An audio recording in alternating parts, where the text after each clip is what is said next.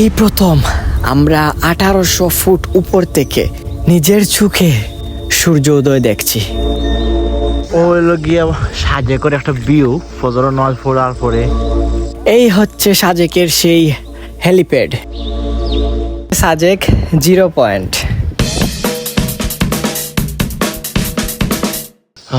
Guys, ও হলো গিয়ে সাজেকর সেই কাঙ্ক্ষিত সেই মসজিদ, যেখানে নামাজ পড়ার জন্য সবাই অনেক আবেগ আপ্লুত থাকে।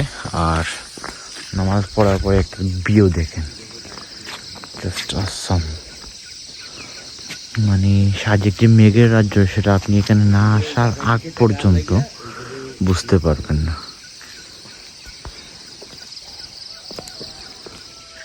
জাস্ট দেখেন জিনিসগুলো। আর ওই দিক থেকে সূর্যটা কিছুক্ষণের মধ্যে উদিত হবে। সানরাইজটা দেখতে কিন্তু আরো অসাধারণ লাগবে। আর ফজরের নামাজের পরে এরকম একটা ভিউর মধ্যে হাঁটা লাইফে আর কিছুই লাগে না ভাই। যারা ভাবতেছেন সাজেক আসার জন্য আহামরি টাকা পয়সার প্রয়োজন, ওরকম কোনো কিছুই না। যদি নিজের সদিচ্ছা থাকে, আশা কোনোভাবে আপনার আটকাতে পারবে না কেউ। মসজিদের পিছন দিক দিয়ে এইরকম একটা ভিউ পাবেন আপনারা। আর এই হচ্ছে সামন দিক, এখানে অনেক মেঘ। আর এই হচ্ছে মসজিদ। এই প্রথম আমরা 1800 ফুট উপর থেকে নিজের চোখে সূর্যোদয় দেখছি।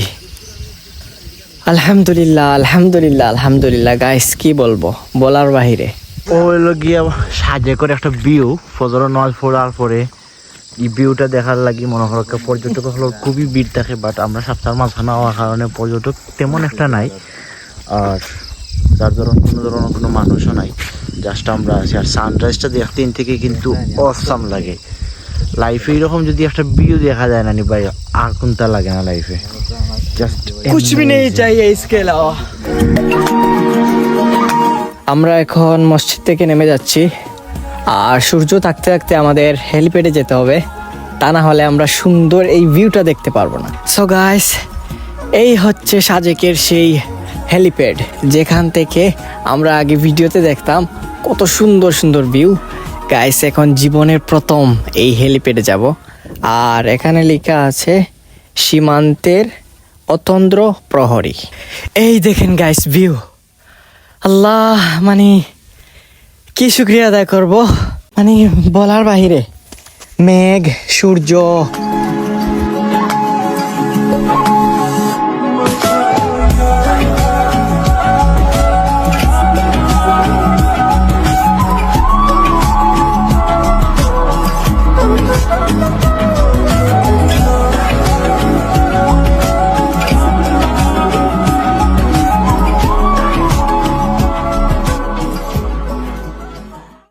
এই হচ্ছে সাজেক 0 পয়েন্ট।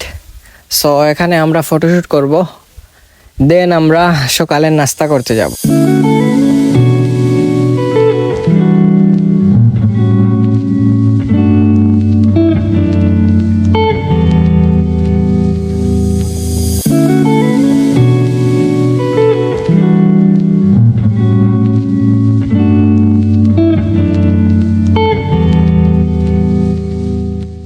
এরপর গাইস, আমরা মেঘের পাশে বসে বাঁশের কাপে গরম চা খেলাম হেসে হেসে।